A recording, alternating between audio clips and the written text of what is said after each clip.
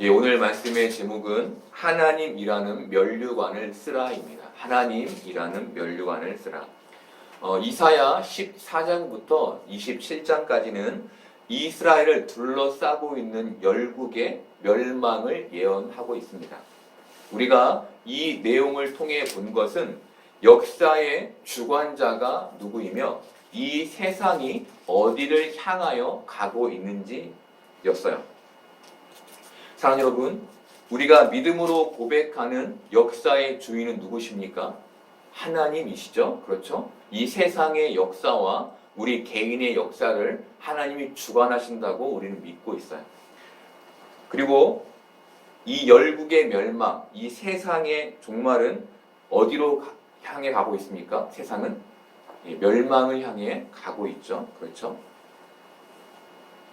이렇게 열국의 멸망, 세상의 종말 예언은 어떤 면에서 더 이상 예언할 예언이 남아있지 않은 마지막 예언일 것 같았어요. 그렇죠? 세상의 종말이 예언되었으니까. 그런데 오늘 이사야는 28장부터 다시 예언을 시작해요. 우리가 28장부터 쭉 보게 될 말씀은 세상의 위기 속에서 미래적 종말을 기다리는 하나님의 백성들이 하나님과 하나님의 방법을 신뢰하는 그 방법이에요. 사랑하는 여러분, 성경은 종말을 기다리고 기대하는 믿음의 사람들에게 그 위험을 가뿐히 뛰어넘고 위기를 쉽게 극복하는 것이 믿음이라고 얘기하지 않아요. 성경은 그 종말의 기간을 하나님으로 살아내는 것을 믿음이라고 말해요. 그리고 모든 말씀은 그 현실의 위기에서 하나님과 하나님의 방법으로 그 삶을 살아내는 것을 독려하고 있어요. 우리가 세상에서 겪지만 어떻습니까? 고난이 쉽지 않죠? 그렇죠? 믿음으로 그 고난을 이해하고 넘어가는 게 쉽지 않아요. 그래서 하나님은 긴 시간 하나님을 의지하며 하나님을 신뢰하며 믿음의 성장을 이루며 그 터널을 이겨낼 것을 하나님의 말씀을 통해 우리에게 독려하는 거예요. 오늘 말씀은 술 취한 에브라임으로 시작되는데 에브라임은 북이스라엘을 가리키고 하나님께서 술 취한 북이스라엘에서 그 초점을 술 취한 남유다로 옮기며 말씀을 우리에게 해주세요. 우리 1절 볼까요? 에브라임의 술 취한 자들의 교만한 면류관은 화 있을진저 술에 빠진 자의 성 곧 영화로운 광같이 기름진 골짜기 꼭대기에 세운 성이여 세잔에 가는 꽃 같으니 화 있을진저. 여러분, 북이스라엘을 뭐라고 말합니까? 술 취한 자들의 교만한 면류관이다 라고 말하죠. 그리고 이렇게 교만한 면류관을 가진 북이스라엘에 화가 있을 것이다 라고 말씀하세요. 그런데 이어서 똑같은 내용이 반복되어 나오는데 조금 다르게 이사야가 반복해서 말해요. 뭐라고 합니까? 술에 빠진 자의 성 곧 영화로운 광같이 기름진 골짜기 꼭대기에 세운 성은 쇠잔한 꽃 같을 것이다 라고 말해요. 앞의 말씀과 뒤의 말씀을 비교해 보면 술 취한 자들, 그렇죠? 술 취한 자들은 술에 빠진 자와 이렇게 연결되고 교만한 면류관은 영화로운 광같이 기름진 골짜기 꼭대기에 세운 성과 연결돼요. 또 화 있을진저는 쇠잔에 가는 꽃과 연결돼요. 말씀에서 영화로운 관같이 기름진 골짜기 꼭대기에 세운 성은 북이스라엘의 수도인 사마리아에 있던 사마리아 성을 가리켜요. 학자들은 사마리아 성 둘레에 비옥하고 기름진 골짜기가 있었다고 주석해요. 이사야가 환상 중에 사마리아 성을 보았는데 사마리아 성이 비옥한 골짜기 위에 영화로운 모습으로 우뚝 서 있었던 것이죠. 여러분, 이 말씀이 상징적으로 보여주는 게 있어요. 그것은 북이스라엘이 부요함을 근간으로 세워졌다는 거예요.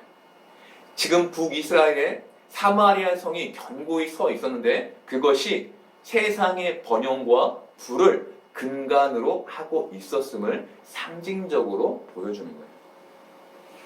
이들의 번영은 이들로 하여금 자신들이 온갖 위험에서, 세상의 고통과 위험이 있죠. 그 위험에서 완전히 벗어나 있는 것처럼 생각하게 했어요. 그리고 어찌나 돈이 많았던지 자신들이 하나님께 예속되어 있지 않다고 생각할 정도였어요. 이처럼 북이스라엘이 부를 의지하며 살았는데 하나님은 그것을 술 취한 자들의 교만한 면류관이며 술에 빠진 자의 영화로운 관 같은 강같이 세운 성이라고 하세요.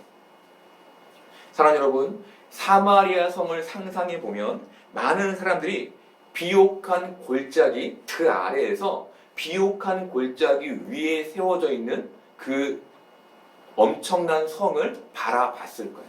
그리고 사람들의 눈에는 그 뾰족뾰족한 그 성의 모습이 영화로운 면류관 같이 보였을 거예요. 그들이 사마리아 성을 보며 어떤 생각을 했을까요?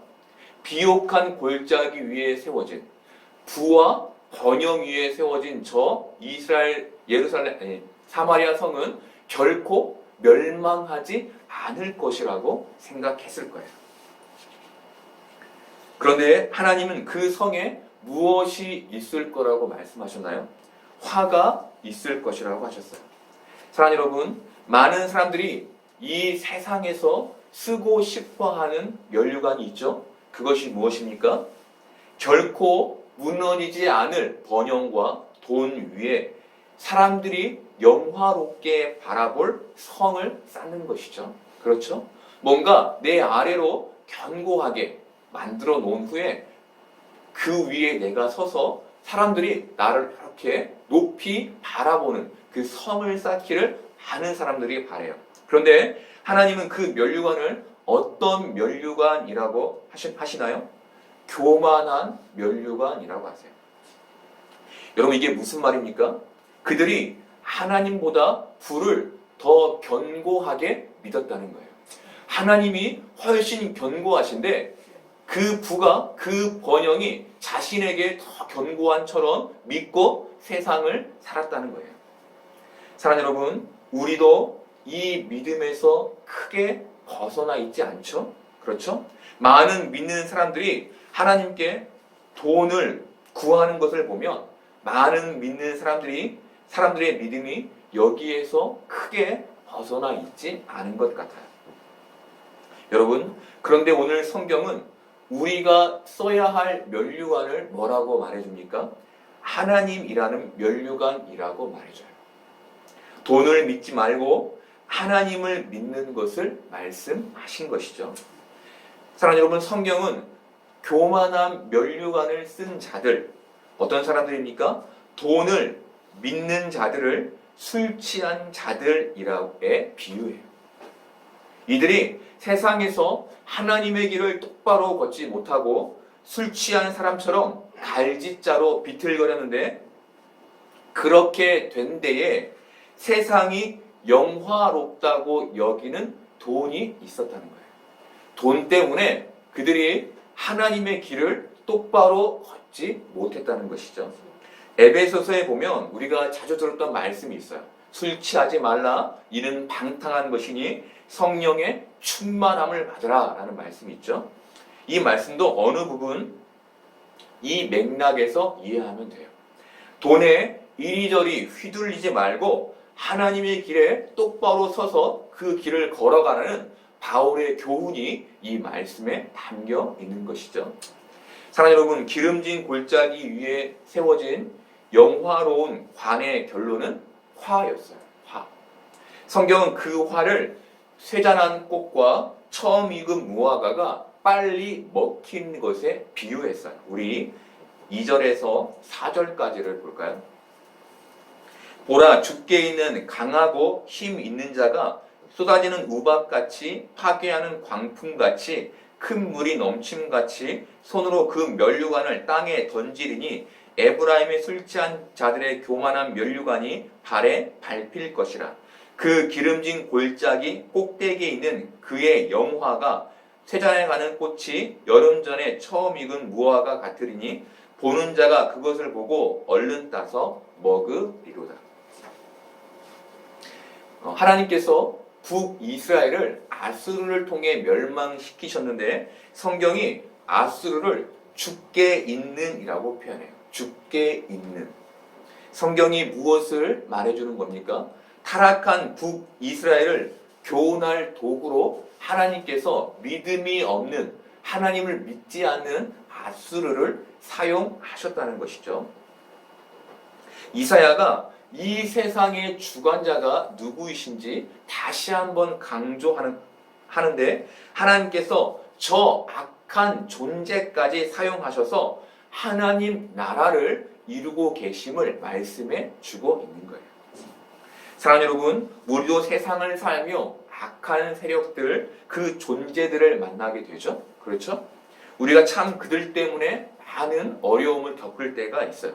그것이 우리에게 참 고통을 주는데 그것이 우리에게 무엇을 말해주는 겁니까?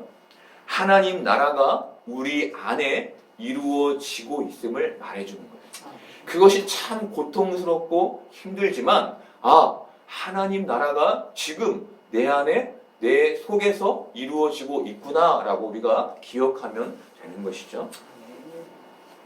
그 악한 세력들 때문에 현실이 고통스럽지만 그 이면에는 하나님의 일하심이 있는 거예요.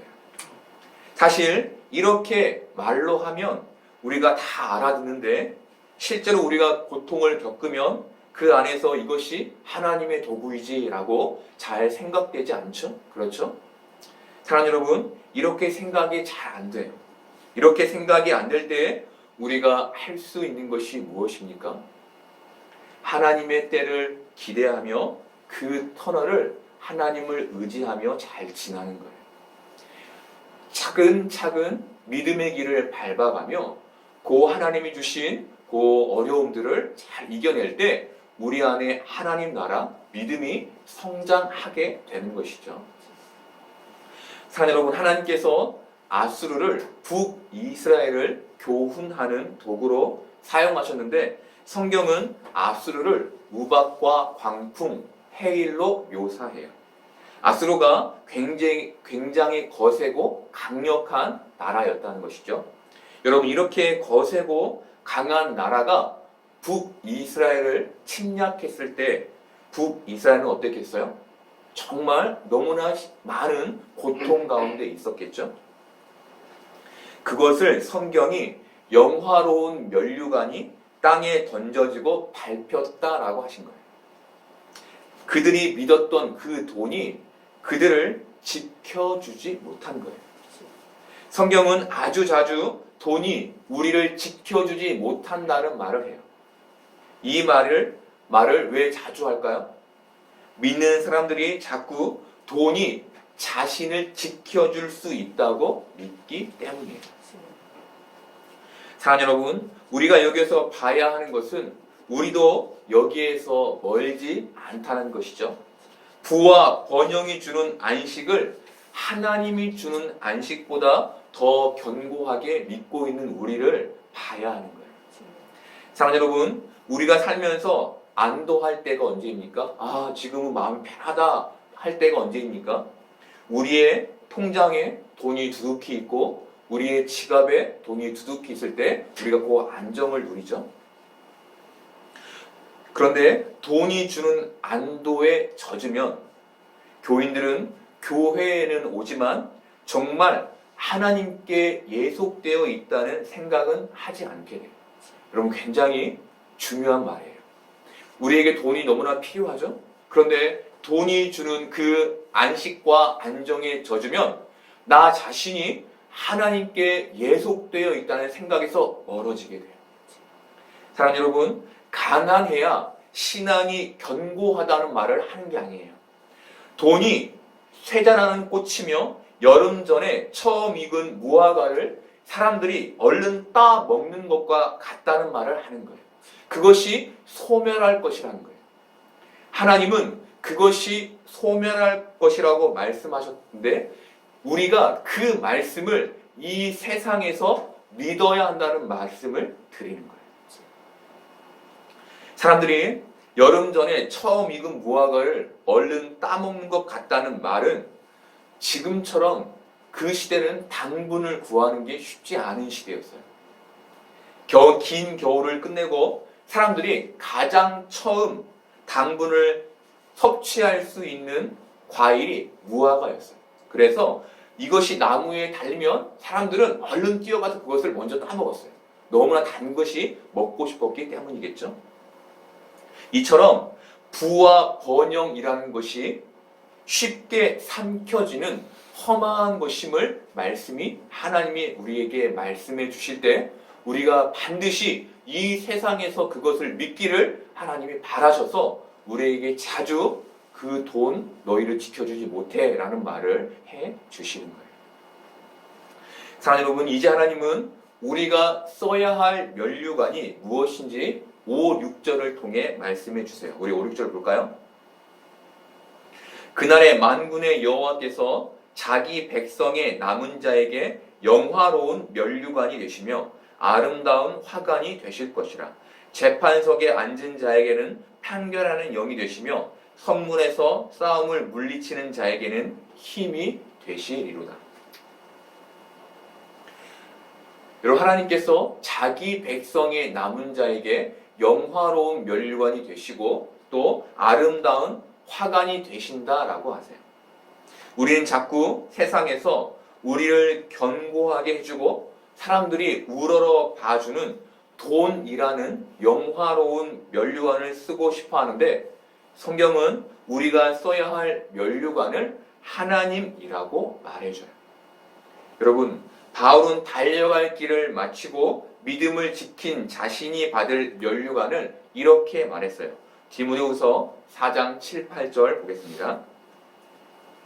나는 선한 싸움을 싸우고 나의 달려갈 길을 마치고 믿음을 지켰으니 이제 후로는 나를 위하여 의의 면류관이 예비되었으므로 주 곧 의로우신 재판장이 그날에 내게 주실 것이며 내게만이 아니라 주의 나타나심을 사모하는 모든 자에게 도니라. 선한 싸움을 싸우고 믿음을 지킨 바울에게 예비되어 있는 것이 무엇입니까? 의의 면류관이었죠. 그렇죠? 바울이 의의 면류관을 로마서 3장 20절에서 24절까지 해서 이렇게 설명해줘요. 그러므로 율법의 행위로 그의 앞에 의롭다 하심을 얻을 육체가 없나니 율법으로는 죄를 깨달음이니라. 이제는 율법 외에 하나님의 한 의가 나타났으니 율법과 선지자들에게 증거를 받은 것이라. 곧 예수 그리스도를 믿음으로 말미암아 모든 믿는 자에게 미치는 하나님의 은이 차별이 없느니라. 모든 사람이 죄를 범하였음에 하나님의 영광에 이르지 못하더니 그리스도 예수 안에 있는 속량으로 말미암아 하나님의 은혜로 값없이 의롭다 하심을 얻은 자 되었느니라. 아멘. 여러분, 율법을 지킨 자들이 쓰고자 했던 면류관은 세상이 우러러보는 영화로운 면류관이었는데 성경은 그것으로 의롭다 하심을 얻을 수 없다라고 말해요. 그리고 율법 외에 한 의가 나타났다고 해요. 이것은 예수님이 우리의 면류관 되신다는 말이에요. 하나님께서 우리의 면류관 되신다는 말과 동일한 말이 바로 이 말인 것이죠. 예수 그리스도를 믿음으로 그를 통한 속량으로 얻게 되는 의롭다 하심의 면류관, 우리가 써야 할 면류관인 거예요. 사랑하는 여러분, 이것이 믿음을 가진 사람들이 써야 할 면류관인데 남유다는 어땠나요? 7, 8절을 제가 읽어드릴게요. 그리하여도 이들은 포도주로 말미암아 옆걸음치며 독주로 말미암아 비틀거리며 제사장과 선지자도 독주로 말미암아 옆걸음치며 포도주에 빠지며 독주로 말미암아 비틀거리며 환상을 잘못 풀며 재판할 때에 실수하나니 모든 상에는 토한 것, 더러운 것이 가득하고 깨끗한 곳이 없도다. 이들도 북이스라엘처럼 술에 취해 비틀거렸는데 성경은 선지자와 제사장들의 잘못을 지적해요. 하나님의 면류관을 써야 하고 그것을 백성들에게 증언해야 할 이들이 하나님을 의지하지 않는 교만 가운데 있었던 것이죠. 성경은 이들이 쏟아놓는 모든 판단과 말이 하나님의 말씀에서 벗어난 토사물이었다고 말해요. 여러분, 하나님의 일을 하는 선지자와 제사장들이 번영의 교만에 취해서 하나님의 말씀이 아닌 돈이 말해주는 정치 논리와 돈이 말해주는 시대 정신으로 환상을 풀어내고 판단하고 있었던 거예요. 여러분, 우리가 여기서 중요하게 보아야 하는 게 있는데 그것은 이들이 하나님의 말씀이 아닌 시대 정신과 정치 논리에 마음을 빼앗겼는데 그 중심에 돈이 자리 잡고 있었다는 거예요. 신약에서 바리새인들이 예수님을 시험하기 위해 가이사에게 세금을 바쳐야 옳은가 옳지 않은가에 대해서 물어요. 이때 예수님은 그들의 악함을 아시고 그들에게 데나리온 하나를 가져오게 하신 후 그 형상과 글이 누구의 것인지를 물으셨어요. 그들이 가이사의 것이라고 대답하자 예수님은 그런즉 가이사의 것은 가이사에게 하나님의 것은 하나님께 바치라 라고 말씀하셨어요. 이 예수님의 말씀에는 두 가지 원리가 들어있는데 그것은 가이사로 대표되는 세상의 원리와 하나님으로 대표되는 하늘의 원리예요. 그리고 그 이면에는 가이사가 그려진 그 동전을 믿는 사람과 그 돈이죠. 그 돈을 믿는 사람과 하나님을 믿는 자의 구분이 들어있어요. 사랑하는 여러분, 하나님의 형상이 새겨진 우리는 하나님의 형상이 새겨져 있죠. 하나님의 형상이 새겨져 있는 우리는 가이사가 그려진 돈을 믿는 자들이 아니에요. 우리는 하나님을 믿는 자들이에요. 하나님께서 남유다에게 하나님의 형상이 새겨진 너희는 하나님을 믿는 자들이기에 내가 멸관이 되어야 한다고 말씀하신 게 5절의 말씀인 거예요. 하나님의 원리로 사는 사람들은 세상의 영화로운 관을 벗어내요. 여러분, 자꾸 세상이 영화로운 관을 쓰라고 하고 그것을 씌워줄 때 그것을 벗어내요. 그리고 어떻게 합니까? 하나님으로 면류관을 써요. 왜입니까? 그것이 성도가 이 땅에서 살아가야 할 모습이기 때문이에요. 그런데 문제가 뭡니까? 돈이 가진 정치 논리와 시대 정신이 굉장히 강력하다는 것이죠. 그래서 세상의 원리에 하나님의 원리를 비교하면 하나님의 원리인 하나님의 말씀이 어린 애우말, 세상을 모르고 하는 말처럼 들린다는 거예요. 그게 9절과 10절의 말씀인데 10절에 경계에 경계를 더하며 경계에 경계를 더하며 교훈에 교훈을 더하며 교훈에 교훈을 더한다는 말은 아이를 훈육할 때 그것은 하면 안 돼, 이것은 이렇게 해야 해 라고 말하는 것을 뜻해요. 이들이 이사야의 예언을 어린 아이를 훈육하는 정도의 말로 들었던 거예요. 이사야가 하나님의 말씀을 예언하는데 여기에서 이렇게 저기서 이렇게 예언을 하는데 그것을 어떻게 들은 겁니까? 아, 어린애가 말하는구나 라고 들은 것이죠. 사랑하는 여러분, 우리는 하나님의 말씀을 권위의 말씀으로 여기지 않는 많은 사람들이 돈이 갖는 시대의 정신과 정치 논리로 강력히 무장해서 하나님의 말씀을 종교적이고 윤리를 강조하는 말 정도로 여기는 그런 시대를 살아요. 그리고 우리는 그런 사람들에게 영향을 받고 있어요. 그리스도인들을 포함한 많은 사람들이 이 시대의 정신과 정치 논리의 생각과 마음을 빼앗기는 이유는 여기에 굉장히 강력한 이익과 설득이 있기 때문이에요. 그 말을 딱 들으면 아 이거구나 싶은 말들이 송곳처럼 우리의 마음을 꿰뚫는 것이죠. 그리고 많은 현실적 경험들이 우리를 그렇게 만들어가요. 이렇게 세상의 말들이 현실적인 경험을 통해 우리의 마음에 간직되면 하나님의 말씀은 우리 안에서 권위와 힘을 잃게 되는 거예요. 점점 우리가 나이를 먹어가며 그렇게 되는 이유가 바로 여기에 있는 것이죠. 사랑하는 여러분, 우리가 가져야 할 것은 돈이 갖는 시대의 정신과 정치 논리를 뛰어넘는 하나님의 말씀이에요. 우리가 이 시대의 논리를 뛰어넘으려면 하나님의 말씀의 권위를 회복해야 하는 것이죠. 그런데 그 방법이 무엇입니까? 저는 성경을 읽는 것밖에 없다고 믿어요. 저 어렸을 때만 해도 성경을 읽는 것이 굉장히 중요하게 여겨졌어요. 그래서 많은 교회에서 성경을 많이 읽었어요. 그런데 지금은 그 자리를 성경 공부나 제자 훈련이 차지한 것 같아요. 성경 공부나 제자 훈련이 필요 없다는 말이 아니에요. 너무 필요한데 저는 더 중요한 것은 성경을 많이 읽는 것이라고 믿어요.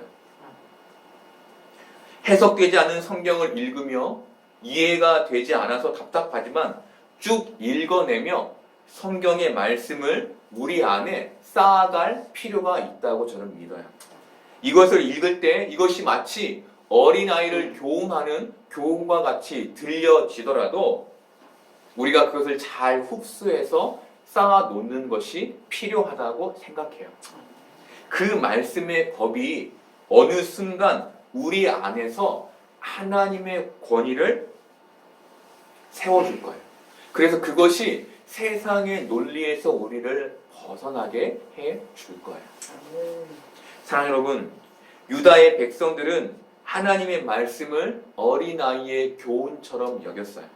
이처럼 하나님의 말씀을 경시 여긴 이들에게 하나님은 11절의 말씀을 해주세요. 11절 볼까요? 그러므로 더듬는 입술과 다른 방언으로 그가 이 백성에게 말씀하시리라. 하나님께서 유다에게 그 전에는 어떻게 말씀하셨나요? 정확하고 분명하게 말씀하셨어요. 그런데 이제는 그 말씀을 그들이 알아듣지 못하게 더듬으며 다른 방언으로 하시겠다고 하세요. 왜죠? 그들이 그 말, 하나님의 말씀을 알아듣지 못하게 하시기 위함이었어요. 우리가 이와 비슷한 말씀을 이사야 6장에서 보았죠. 우리가 이사야 6장 9절과 10절을 보겠습니다.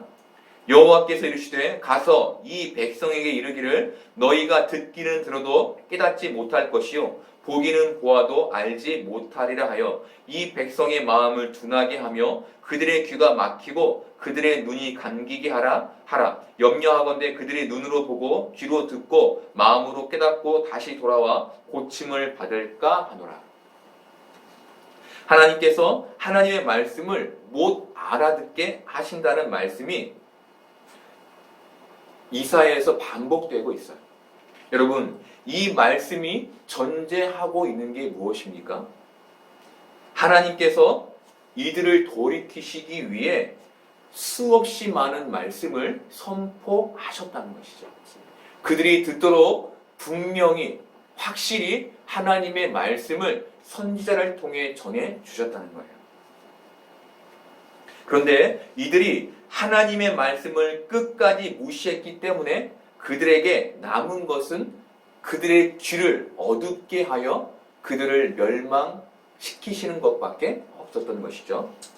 여러분, 하나님의 말씀을 못 알아들으면 어떻게 됩니까?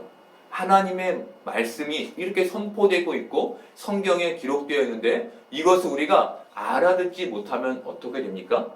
13절이 그 결과를 보여줘요. 여호와께서 그들에게 말씀하시되 경계에 경계를 더하며 경계에 경계를 더하며 교훈에 교훈을 더하며 교훈에 교훈을 더하고 여기서도 조금 저기서도 조금 하사 그들이 가다가 뒤로 넘어져 부러지며 걸리며 붙잡히게 하시리라. 여러분 유다가 멸망하게 될 것을 말씀하시죠. 그런데 어떻게 멸망하게 됩니까? 하나님께서 이사야를 통해 예언한 그대로 멸망하게 돼요. 그들이 어린아이의 교훈처럼 들었던 무시하고 경시했던 그 말씀 그대로 멸망하게 된다고 하나님이 말씀하세요. 사랑하는 여러분, 세상은 성경의 말을 경시해요. 어린 아이들의 말로 여기고 윤리적인 종교의 말로 들어요. 그런데 그들이 경시하는 그 말씀은 말씀 그대로 세상에 나타나게 될 거예요. 여러분, 이것이 오늘 하나님께서 우리에게 전해주시는 메시지예요. 사랑하는 여러분, 우리가 세상을 사는데 세상은 우리의 귀와 마음에 자꾸 세상의 원리가 가치 있고 능력 있음을 들려주고 심어 놓을 거예요. 이렇게 영어로운 세상의 면류관을 쓰라고 우리를 유혹할 거예요. 그런데 우리가 써야 할 면류관은 무엇입니까? 하나님이라는 영화로운 면류관이죠. 이것을 우리가 쓸 수 있는 방법은 하나님께서 준비하신 예수 그리스도의 대속의 속죄를 믿는 믿음, 우리의 힘은 아무것도 들어가지 않고 오직 하나님께서 준비하신 힘인 한 의이신 예수 그리스도, 영화로운 예수 그리스도를 믿는 것밖에 없어요. 예수 그리스도를 통한 의의 면류관을 받은 자들은 이 세상에서 선한 싸움을 싸우는 것과 믿음을 지키는 일들을 해 나가야 하는데 그것은 하나님의 말씀인 성경을 세상의 원리와 지혜보다 더 권위 있게 들을 때만 가능해요. 그래서 우리가 앞에서 말씀드린 것처럼 성경을 계속해서 읽어 나가야 하는 것이죠. 사랑하는 여러분, 하나님께서 남은 자들에게 영화로운 면류관이 되실 거예요. 남은 자들인 우리가 의의 면류관을 쓰고 선한 싸움을 싸우고 믿음을 지키며 그 하나님 나라를 소망하기를 바라요. 우리가 이 땅에서 그렇게 선한 싸움을 달려가고 믿음을 지키고 그리고 의의 면류관을 가진 자로 살아내기를 바라요. 무엇보다 이 세상을 걸어가며 말씀의 길에서 흔들리지 않는 여러분 되시기를 소망합니다.